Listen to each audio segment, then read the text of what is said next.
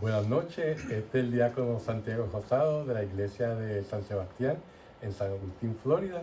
Esta noche vamos a continuar con nuestra clase de Biblia hablando sobre los sacramentos, y esta noche vamos a enfocar en el sacramento del bautismo. Pero antes de empezar con nuestra clase, vamos a hacer la oración para antes de leer la Sagrada Escritura. En el nombre del Padre, del Hijo y del Espíritu Santo. Señor Jesús, abre mis ojos y mis oídos a tu palabra, que lea y escuche yo tu voz y medite tus enseñanzas. Despierta mi alma y mi inteligencia para que tu palabra penetre en mi corazón y pueda yo saborearla y comprenderla. Dame una gran fe en ti para que tus palabras sean para mí otras tantas luces que me guíen hacia ti por los caminos de la justicia y de la verdad. Habla, Señor, que yo te escucho y deseo poner en práctica tu doctrina, porque tus palabras son para mí vida, gozo, paz y felicidad. Habla, Señor, tú eres mi Señor y mi Maestro, y no escucharé a nadie sino a ti. Amén. Bueno, como se acuerdan, la clase anterior fue la introducción a los sacramentos y le dimos una visión de los sacramentos a Abuelo de Pájaro, donde verdaderamente pues vimos cómo empezamos dando la importancia de las palabras y cómo esas palabras que Dios nos dio a nosotros, y que la palabra de Dios hace lo que dice, ¿verdad? Y cómo eso se traduce entonces a los sacramentos. Pero esta noche vamos entonces a empezar con el sacramento del bautismo. Fíjense, ¿qué es el bautismo? ¿Verdad? El bautismo es el sacramento de iniciación cristiana. Como habíamos hablado otra vez, la iglesia divide los sacramentos en tres tipos: los de iniciación, que es el bautismo, la confirmación y la Eucaristía; los de sanación, que es el de la confesión y la unción de los enfermos; y los de servicio, que es el matrimonio y las órdenes sagradas, ¿verdad? Por lo tanto, el bautismo es el sacramento de iniciación cristiana, por el cual somos adoptados como hijos de Dios, ¿verdad? Y por el cual somos incorporados al cuerpo de Cristo, que es la iglesia, ¿verdad? Donde Cristo es la cabeza y nosotros somos el cuerpo. Por lo tanto, el bautismo es ese sacramento por el cual pasamos a ser parte de la familia de Dios.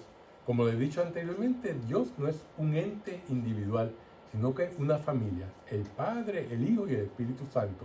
Y nosotros, por el bautismo, nos convertimos en hijos de Dios Padre, hermanos de Jesucristo y templos del Espíritu Santo. Por eso es que el bautismo es tan importante, ¿verdad?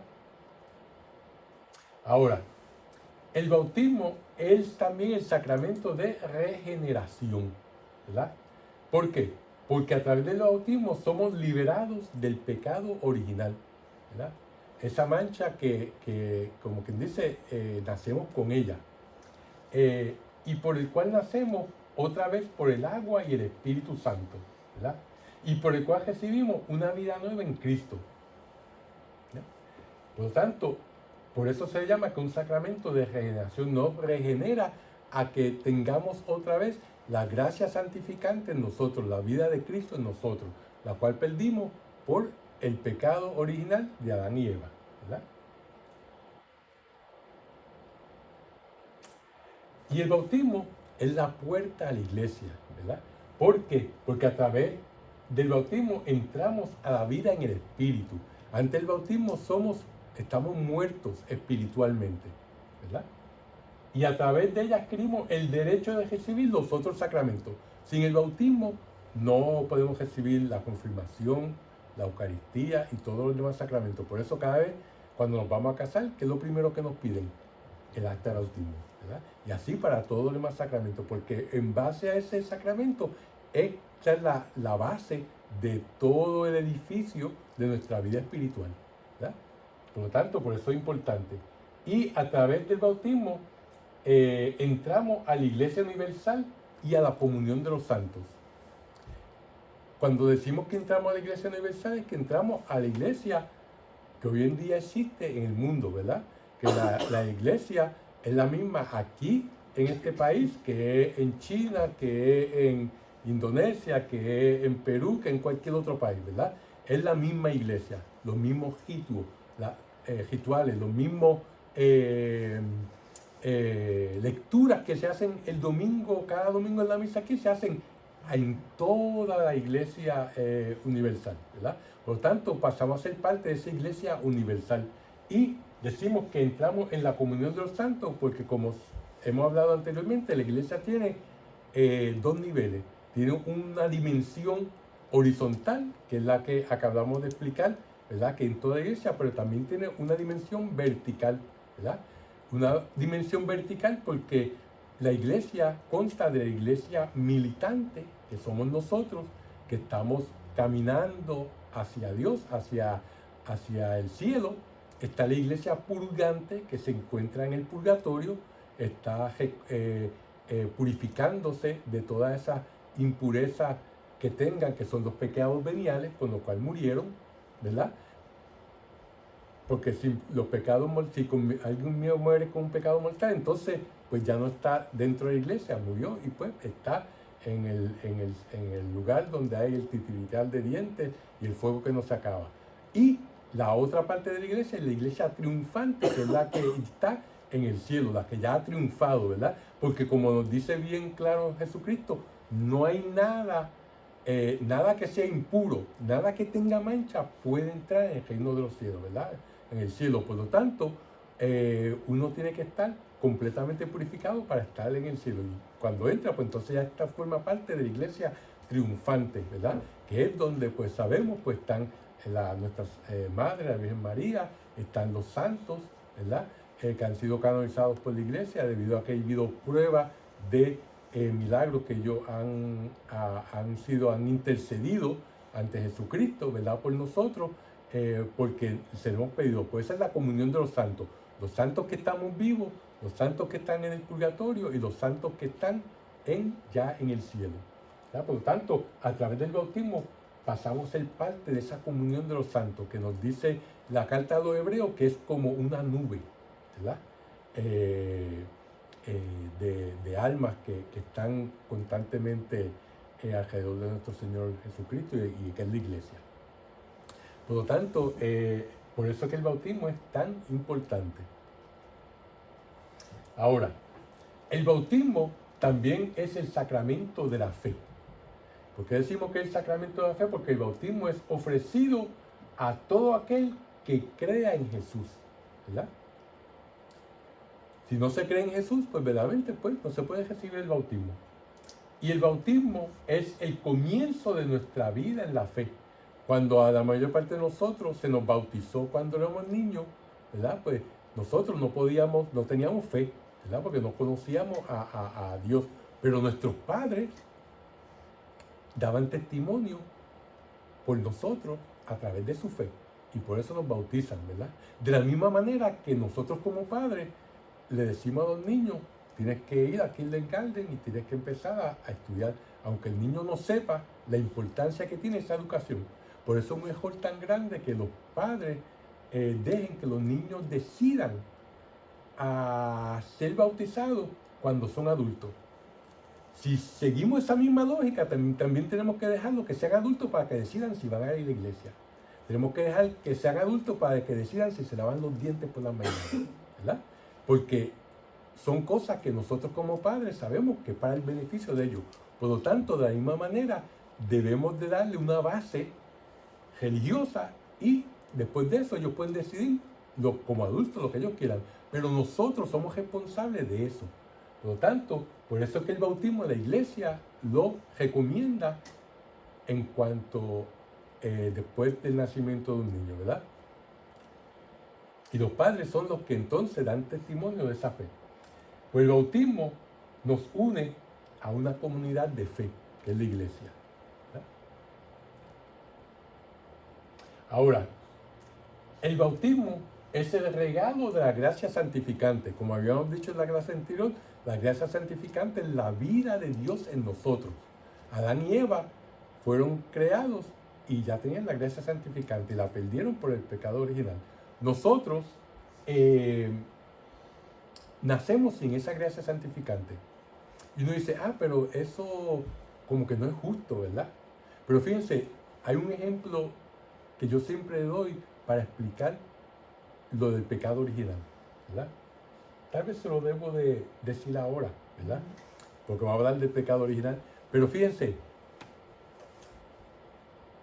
un niño que nazca de una madre que ha estado adicta a las drogas, cuando ese niño nace, él también es adicto a las drogas. Por el hecho de que estuvo 9 meses en el interior de su madre y ya estaba utilizando drogas.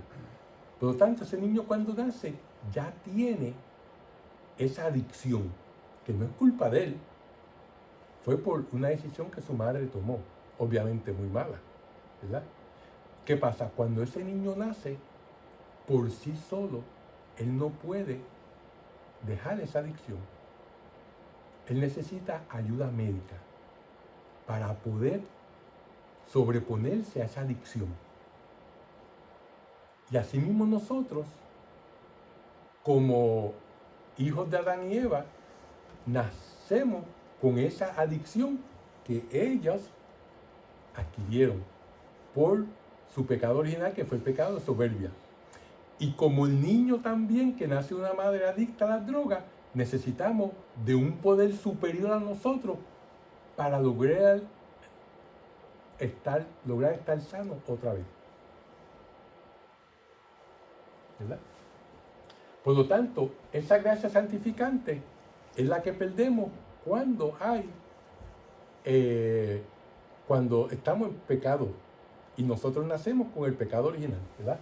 Por lo tanto, esa gracia santificante es un regalo divino, porque es dado gratuitamente. Nosotros no pagamos nada por la vida de Dios en nosotros, a aquellos que no tienen ninguna manera de adquirirlo por sí mismos.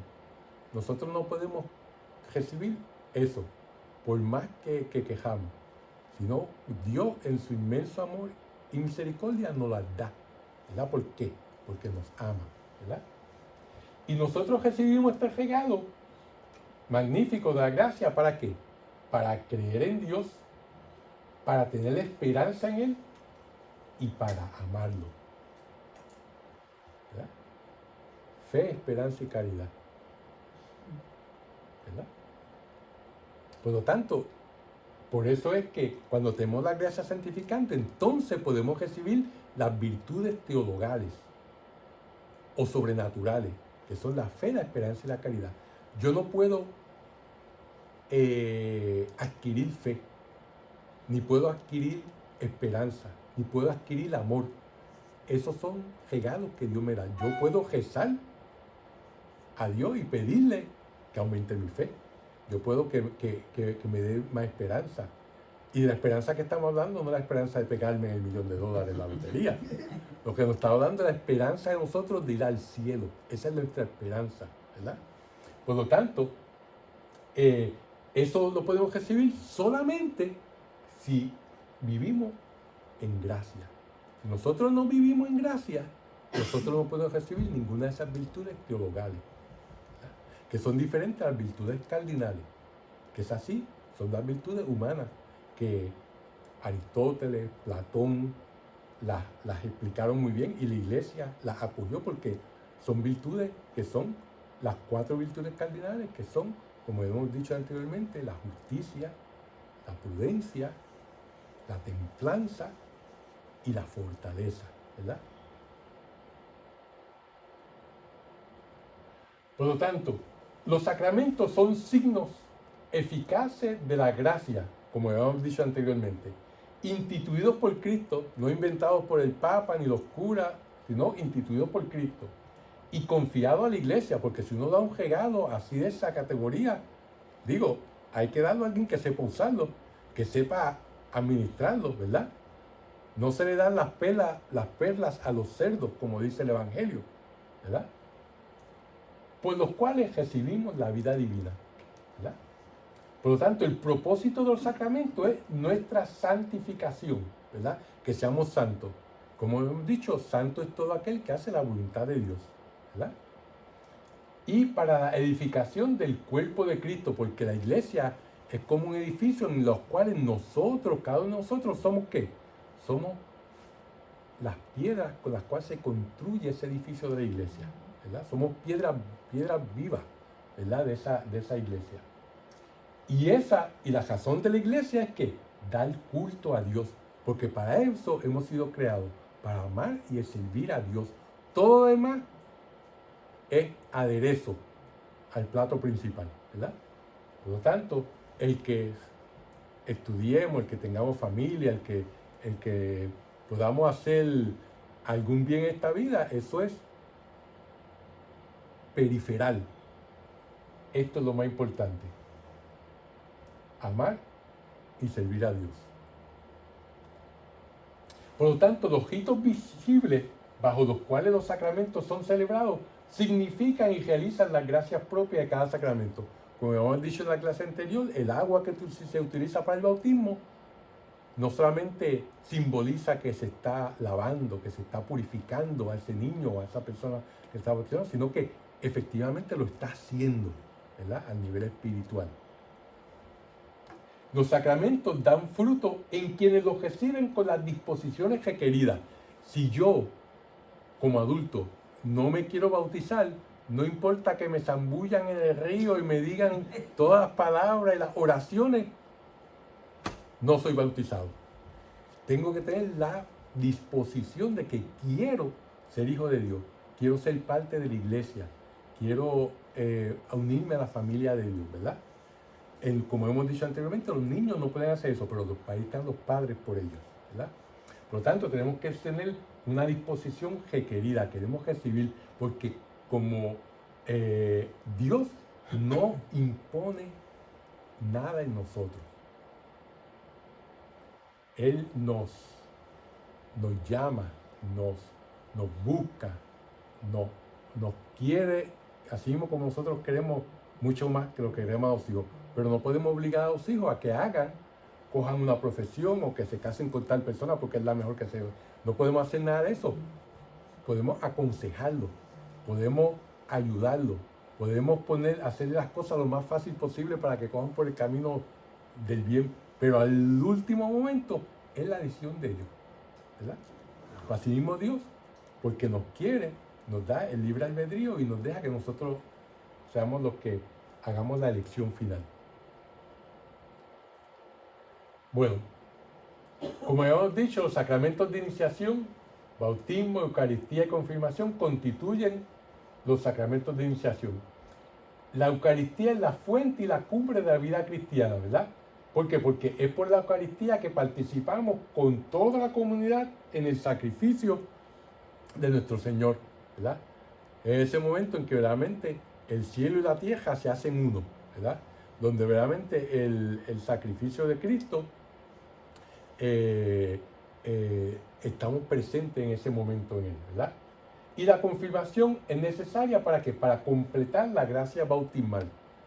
Por eso es confirmación. El bautismo, si somos bautizados de niños, pues entonces cuando somos confirmados como adolescentes, entonces nosotros mismos decimos, sí, yo quiero ser parte de la familia de Dios. Sí, yo quiero ser soldado de Cristo. Sí, yo quiero seguir los pasos que mis padres, esperamos en Dios, me hayan enseñado para continuar siendo un miembro activo de la iglesia, ¿verdad? Y por eso está la imposición de manos, ¿verdad? Y la unción, el aceite en la confirmación. Ahora, el bautismo es un baño de agua en el cual la semilla imperecedera, que quiere decir que nunca muere, ¿verdad?, de la palabra de Dios produce su efecto de vida en nosotros. Como hemos dicho, estamos muertos, ¿verdad? Y por el bautismo, pues entonces, esa gracia santificante que nunca muere, esa palabra de Dios que se dice en el bautismo, produce ese efecto de darnos otra vez la vida de Dios, que nosotros tengamos la vida de Dios en nosotros. Por lo tanto, el bautismo simboliza y verdaderamente nos hace renacer por el agua y el espíritu, sin el cual nadie puede entrar al reino de Dios. ¿Verdad? Más claro no canta el gallo, como dice el lenguaje. Ahora, ¿por qué el bautismo es necesario? ¿Verdad? Nuestro Señor afirma que el bautismo es necesario para nuestra salvación. Nos dice en el Evangelio de Juan, nos dice, en verdad te digo, eso cuando él está hablando a Nicodemo, ¿verdad? Que era su discípulo que venía a escondidas por las noches. El que no renace del agua y del espíritu no puede entrar en el reino de Dios. Lo que nace de la carne es carne, y lo que nace del espíritu es espíritu. No te extrañes de que te haya dicho, necesitas nacer de nuevo desde arriba, ¿verdad? O sea que ahí Jesús le está diciendo bien claro que para que verdaderamente volvamos a nacer, a renacer, a ser parte de la familia de Dios, tenemos que entonces renacer del agua y del espíritu por el bautismo, es lo que se está refiriendo. Y Nicodemo en ese momento no lo entendió, ¿verdad? Por lo tanto, el bautismo es necesario para la salvación de aquellos a quienes el Evangelio le ha sido proclamado y a quienes tienen la oportunidad de pedir el sacramento. Y la iglesia no sabe de ninguna otra manera que no sea por el bautismo que se pueda entrar al cielo. Ahora ustedes entonces me van a preguntar, óyeme, ¿y ese muchachito en el medio de África que nunca ha escuchado del Evangelio, que nunca ha oído de Jesucristo, ¿verdad? ¿Ese se va a salvar? Bueno, la contestación es, solamente Dios lo sabe. Si esa persona sigue la enseñanza que ha recibido, sigue la ley natural que Dios le ha puesto en nuestros corazones, que es la ley que básicamente son los 10 mandamientos. Todo el mundo sabe que es malo matar a un inocente. Todo el mundo sabe que hay que obedecer y honrar al padre y a la madre porque nos dieron la vida. O sea, son cosas que están en nuestro corazón, pero que Dios nos las puso por escrito para que los que somos duritos de casco la entendamos mejor, ¿verdad? Por lo tanto, si ese niñito sigue esa ley natural que está en su corazón, tiene chance a salvarse. Está muy bien explicado en el párrafo 12, si no me equivoco, de Lumen Gentium, que es uno de los documentos del Vaticano II, donde nos explica muy claro que la persona, todos tenemos chance a salvarnos siempre y cuando oigamos la voz de Dios en nuestro corazón. No quiere decir que, lo que quiere decir es que nosotros podemos ir de aquí de la Florida a Nueva York, podemos ir a pie, podemos ir en bicicleta, podemos ir en auto, podemos ir en avión. Pues el que ha recibido la enseñanza de Jesucristo, al quien se le ha proclamado la palabra de él, el que ha recibido los sacramentos, ¿verdad? Pues ese está montado en el avión, en el 747 para ir para Nueva York. No escala, es non-stop para allá, ¿verdad? Siempre y cuando uno mantenga y cumpla todo eso que Dios nos ha enseñado. Ese muchachito que está en el medio de África va a pie para Nueva York, ¿verdad? Puede llegar a Nueva York si quiere, pero no tiene todas estas oportunidades, no tiene todas estas ventajas que nosotros tenemos. Pero si verdaderamente él ama a Dios en su corazón, Dios, que es mucho más misericordioso que nosotros podríamos ser, le brinda una oportunidad de salvación. Por eso San Agustín nos dice que hay personas que están en la iglesia y no son de la iglesia. O sea, eso que se le dio el pasaje para ir en el 747 y dijo, ay no, yo mejor me quedo aquí abajo porque me gusta más, ¿verdad? Pues ese no llegó a Nueva York, ese no llegó a los cielos. Pero aunque le dieron el tiquete y le enseñaron, mira, la ciudad de Nueva York, y mira, lo único que tienen que hacer es montarte en el 747. Y San Agustín dice que hay personas que no están en la iglesia, que son de la iglesia. Es el niñito ese de África, que no ha sido bautizado, ¿verdad? Con agua, que no ha sido enseñado, pero que verdaderamente su corazón es de Dios. Hay tres tipos de bautismo. Está el bautismo, la razón de que si el bautismo no se entra al cielo se explica porque hay tres tipos de bautismo. Está el bautismo que nosotros conocemos de agua, ¿verdad? Este bautizo en nombre del Padre, del Hijo y del Espíritu Santo, ¿verdad? Está el bautismo de sangre, el bautismo que reciben los mártires. Un ejemplo, hace como 8 años atrás, ISIS, cuando estaba en todo su apogeo, capturó 20 trabajadores egipcios en Libia. Eran todo menos uno eran coptos, cristianos. Y les dio la oportunidad que se convirtieran al cristianismo, perdón, al islam.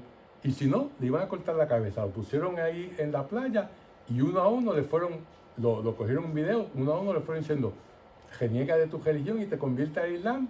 No, chup, sin cabeza. Y así fueron y mataron 19 ellos. Cuando llegaron al último, el último no era cristiano. Y le dijeron, bueno, tú no eres cristiano, así que es más fácil, conviértete a ser musulmán. Y él le dijo, no, porque si mis amigos y compañeros estuvieron dispuestos a dar su vida por su Dios, quiere decir que ese es el Dios verdadero. Así que yo creo en el Dios de ellos. Y a él también lo degollaron. Ese, un mártir, nunca había sido bautizado con el agua, pero tuvo un bautismo de sangre, porque se convirtió en un testigo de Cristo, porque lo conoció a través del testimonio, porque eso es lo que es un mártir, viene la palabra griega que significa un testigo. Un mártir es un testigo de Cristo, ¿verdad? Pues esos 19 le dieron un testimonio tan grande a ese, que en ese momento se convirtió y murió creyendo en Cristo. Pues es un bautismo de sangre, ¿verdad? El tercer bautismo es el bautismo de deseo. El bautismo de deseo puede tomar diferentes maneras. Bautismo de deseo, un catecúmeno que se esté preparando para entrar a la iglesia, ¿verdad? Y de momento, pues, tiene un accidente y muere. Pues ese recibió el bautismo de deseo porque él quería ser bautizado, que tuvo la desgracia que murió antes por un accidente o por lo que fuera, pero tuvo el de deseo. El bautismo de deseo explica por qué los niños que son abortados están en el cielo también. Porque que tienen un aborto, ¿verdad? Porque si los padres de esos niños fue un aborto natural, ¿verdad? Tenían el deseo de cuando naciera lo iban a bautizar, pues ya ellos estaban deseando por su hijo ese bautismo. Por tanto, es un bautismo de deseo. Así como los padres traen al niño aquí a bautizarlo, así los padres tenían la idea de bautizarlo en cuanto naciera. Que murió en un aborto, pues eso Dios sabrá por qué ocurrió, ¿verdad? Por lo tanto, esos son algunos ejemplos de lo que es un bautismo de deseo, ¿verdad? Por tanto, esas son las maneras que una persona puede ser bautizada: por agua, bautismo de sangre, bautismo de deseo. Jesús envió a sus discípulos a que bautizaran a todos los pueblos. Aquí en Mateo 28 es donde Jesús instituye el sacramento del bautismo, ¿verdad? Donde dice, vayan pues y hagan que todos los pueblos, no está diciendo, mira, yo te recomiendo que vayan, mira, yo te sugiero que no. Vayan pues, un mandamiento, una orden, y hagan que todos los pueblos sean mis discípulos. Bautícenlos en el nombre del Padre, del Hijo y del Espíritu Santo. Y enséñenles a cumplir todo lo que yo les he encomendado a ustedes. Yo estoy con ustedes todos los días hasta el fin de la historia. Fíjense, estas son las mismas palabras que se utilizan cuando uno hace un bautismo. Si uno no dice, yo te bautizo en el nombre del Padre, del Hijo y del Espíritu Santo, no está bautizado. Es el bautismo trinitario. Por tanto, todos estos hermanos separados que hacen un bautismo, el que dice, yo te bautizo en el nombre del Creador y del Redentor y del Santificador, eso no es válido.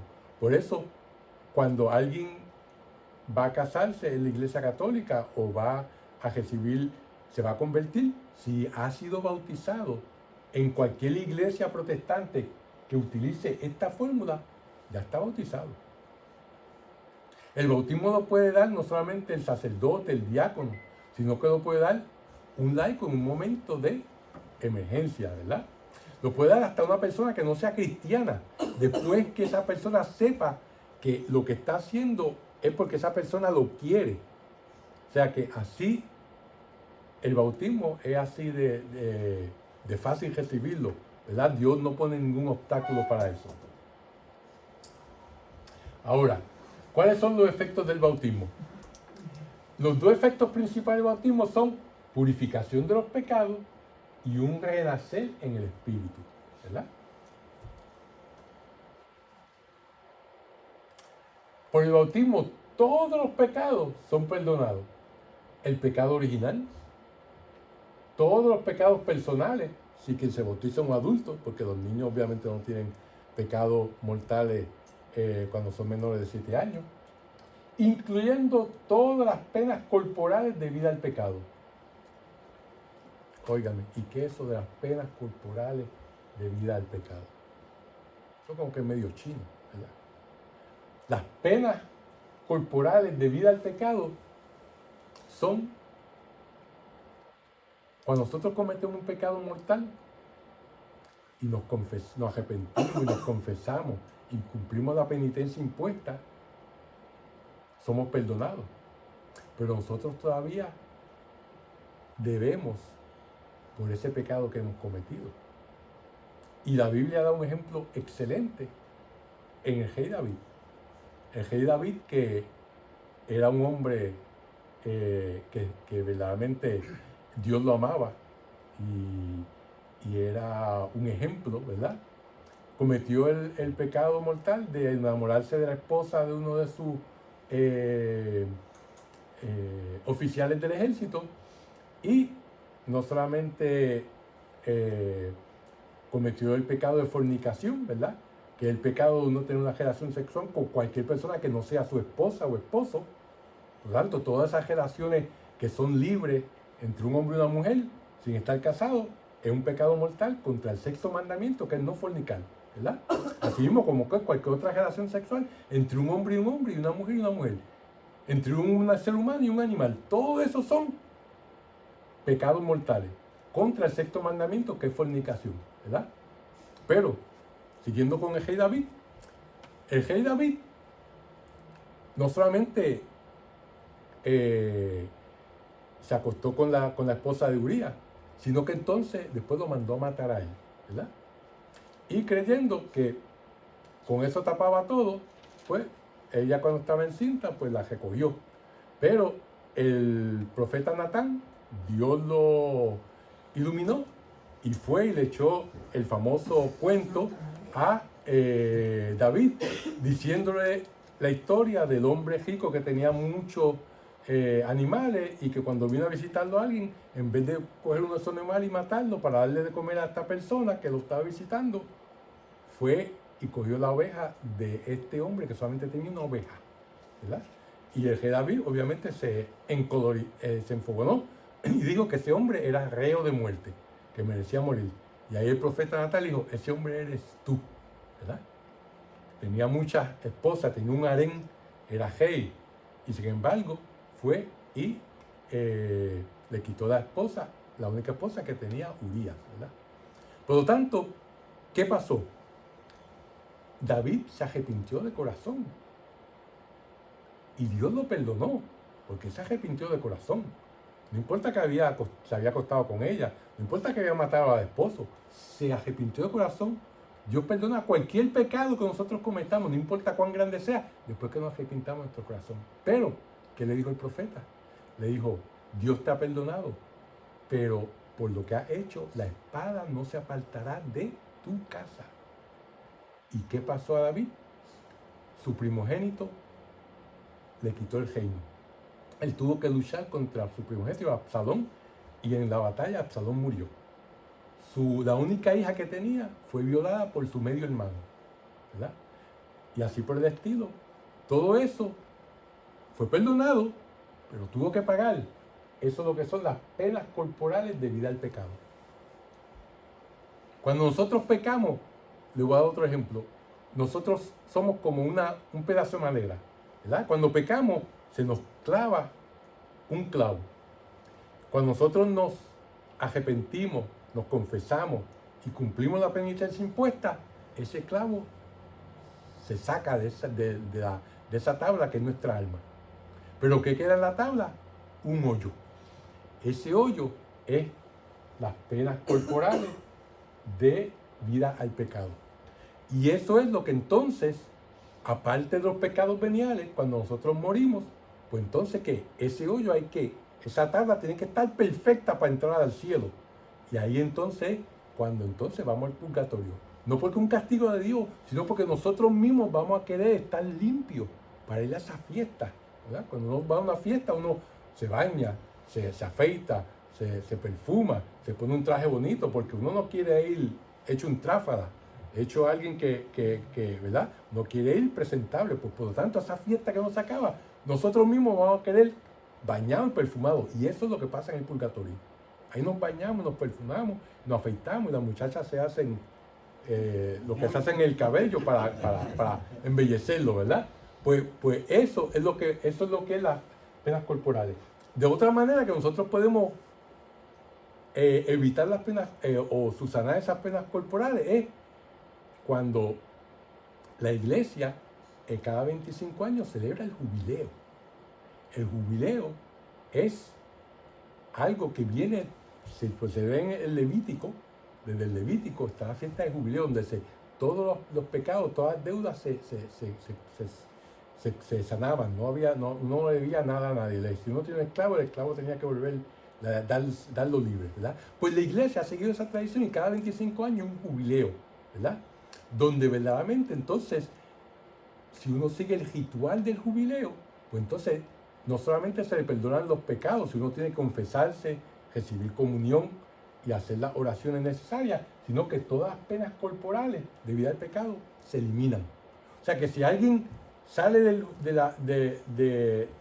ritual del jubileo y le pasa un casco por encima, va directamente al cielo, ¿verdad?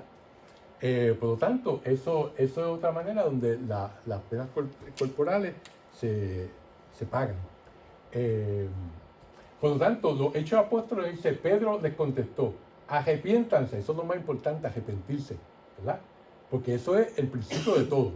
Arrepiéntanse y que cada uno de ustedes se haga bautizar en el nombre de Jesús, el Mesías, para que sus pecados sean perdonados. Entonces recibirán el don del Espíritu Santo, porque el don de Dios es para ustedes y para sus hijos. Por eso se bautizan los niños. O sea, los hijos tampoco están fuera de eso. Y también para todo aquello a los que el Señor nuestro Dios quiera llamar, aun cuando se hayan alejado. Más claro no canta el gallo, ¿verdad? O sea que ahí en los Hechos Apóstoles dice bien claro esta explicación, ¿verdad? Ahora, el pecado original. Dios creó al hombre a su imagen y le dio su amistad, ¿verdad? Al ser una criatura espiritual, el hombre puede disfrutar de la amistad de Dios si libremente se somete a la voluntad de Dios. Al ser tentado por Satanás, el hombre dejó de confiar en Dios, abusando de su libertad, desobedeció el mandamiento de Dios. Este fue el primer pecado o el pecado original, que es el que se limpia con el bautismo, ¿verdad? Como ejemplo que le di del niño que nace de su madre que estaba en drogas, ¿verdad? Por lo tanto, eso es uno de los efectos del bautismo, liberarnos del pecado original. Cuando Adán y Eva pecaron al desobedecer a Dios en el jardín de Edén, ellos perdieron la gracia santificante con la que Dios los había bendecido en el momento de la creación, ¿verdad? Y nosotros heredamos la naturaleza caída y por lo tanto nacemos sin la gracia santificante, como ya lo había explicado. A mí me fascina el techo de la Capilla Sixtina, ¿verdad? Donde, fíjense, Miguel Ángel, miren cómo pintó a Adán un cuerpo perfecto, hermoso, ¿verdad? Y entonces, fíjense, el efecto del pecado después de la caída, ¿verdad? ese no es el mismo, no es este mismo Adán, ¿verdad? Pero él lo puso así para que se viera reflejado cómo el alma del hombre cayó y cuán mucho cayó en desgracia, ¿verdad? Por el pecado original. Por lo tanto, al nacer con una naturaleza caída y manchados por el pecado original, los niños también necesitan un renacer en el bautismo. Y el bautismo restablece nuestra amistad con Dios al recibir la gracia santificante. Y eso es lo que el bautismo, ¿verdad? Nos devuelve. Fíjense que a través de la gracia del bautismo somos una nueva criatura, nos dice la Escritura, hijos e hijas adoptivas del Padre participando de la vida divina. Y somos incorporados en el pueblo místico de Cristo. Estamos, recalcando lo que habíamos dicho al principio, ¿verdad? Y participamos del sacerdocio de Cristo en su misión profética y real. Por eso cuando nos bautizan y se hace la segunda unción, que vamos a hablar en la próxima clase, nos dice que ahora eres que sacerdote, profeta y rey. Se lo vas a dar, la explicación viene bastante en la próxima clase. Y participamos, ¿verdad?, en el sacerdocio común de los fieles. Todos los bautizados somos sacerdotes. Y estamos obligados a confesar a los hombres la fe recibida de Dios. No solamente nosotros lo que recibimos no es para que nos quedemos con ellos, sino para que lo compartamos. Por lo tanto, el bautismo nos hace miembros de la iglesia y ahora pertenecemos a Cristo y estamos llamados a servir a nuestro prójimo y adquirimos unos derechos dentro de la iglesia como ciudadanos del reino de Dios, ¿verdad? El bautismo imprime en nuestra alma una marca indeleble, o sea, una marca que no se borra. O sea, siempre seremos hijos de Dios, no importa si vamos al cielo, al purgatorio o al infierno, ¿verdad? Siempre seremos hijos de Dios. Esa marca es indeleble en nuestra alma, que consagra al bautizado para el culto cristiano. Por lo tanto, ningún pecado puede borrar esta marca. El sello bautismal es dado una sola vez, solamente se bautiza una sola vez. Y el bautismo no puede repetirse. Una vez uno es bautizado, ya no hay que repetirlo. Por lo tanto, nosotros morimos y resucitamos con Cristo, ¿verdad? En el bautismo en el cual fueron sepultados con Cristo y en el que fueron luego resucitados por haber creído en el poder de Dios que los resucitó entre los muertos, nos dice San Pablo en su carta a los Colosenses, ¿verdad? Es por eso que el bautismo usualmente se hace de inmersión. Se coge a la persona y se zambulle completamente en el agua y se saca. ¿Por qué? Porque eso simboliza cuando se zambulle en el agua que se está siendo enterrado y cuando se saca está resucitando con Cristo, ¿verdad? A los niños pues se echa agua por la cabecita para que no se asusten mucho. Y es válido también, ¿verdad? Por lo tanto, nos dice San Basilio, sobre el Espíritu Santo, nos dice que nosotros, San Basilio, uno de los padres de la iglesia de Capadocia, de los padres de Capadocia, son 3, ¿verdad? Y él es uno de los más famosos, ¿verdad? Él nos dice que él vivió en el siglo, en los años 400.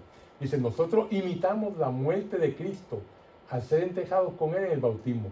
Nosotros tenemos que empezar una vida nueva y nosotros no podemos hacer eso hasta que nuestra vida anterior haya terminado.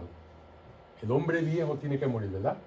Los cuerpos de los bautizados son, en un sentido, enterrados en el agua como símbolo de renuncia a los pecados de su naturaleza caída.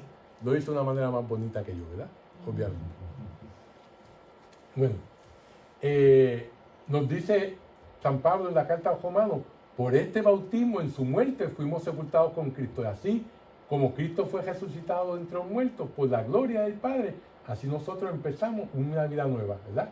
Este es un icono de cuando Jesucristo muere y baja a los infiernos, como decimos en el credo, pero no son los infiernos donde está el diablo, es el Sheol para los hebreos y el Hades para los griegos. En nosotros se podría traducir de una manera como un limbo, ¿verdad? donde estaban todas las almas de todos los justos que murieron antes que Cristo viniera a salvarnos, con su pasión, muerte y resurrección. Por tanto, cuando Él murió, Él bajó al Sheol, al Hades, a ese limbo de los justos.